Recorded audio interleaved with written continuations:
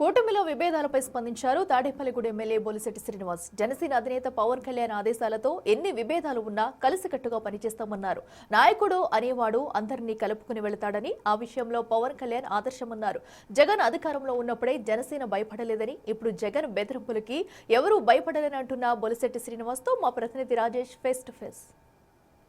MLA Bolisetti Srinivas ఉన్నారు. ఈ రోజు మొత్తం నేతలందరూ కూడా పవన్ కళ్యాణ్ కీలక దిశానిర్దేశం చేశారు. మాట్లాడదాం బొలిశెట్టి శ్రీనివాస్ సార్, ఎలా చూస్తారు? మొత్తం పదవి బాధ్యత గురించి చాలా వివరంగా పవన్ కళ్యాణ్ గారు చెప్పారు. రెండోది, కూటమిలో ఇబ్బందులు ఉంటాయి, దానికి ప్రిపేర్ అవ్వనని ఒక సంకేతం కూడా ఇచ్చారు. ఏం చెప్తారు సార్?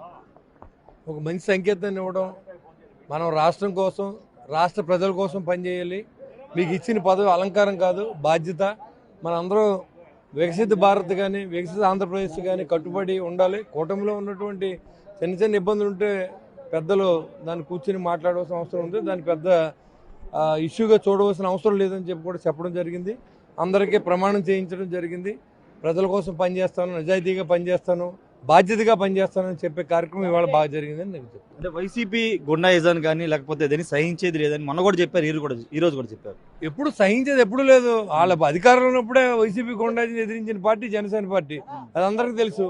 వాళ్ళేదో ఉనికి కోసం మాట్లాడేదాన్ని పెద్దగా పట్టించుకోవాల్సిన అవసరం లేదు. అంటే రాష్ట్రం నుంచి కేసులు పెడతాము, జైలుకి పంపిస్తామని జగన్ మొన్న కామెంట్ చేశారు. వాటి గురించి అసలు జైల్లో అతను వెళ్ళిపోయాడు. ముందు అతనే సిబిఐ కేసుల్లో ముందు జైల్లో ఉంటాడు. ఆయన తెలియట్లేదు.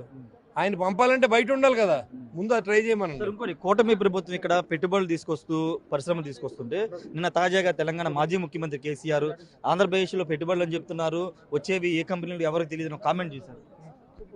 అతను కూడా నిరుద్యోగం ఉన్నాడు కదా ప్రస్తుతానికి. ఆ నిరుద్యోగి ఈ నిరుద్యోగి కలిసి 2 రాష్ట్రాలు నాశనం చేశారు.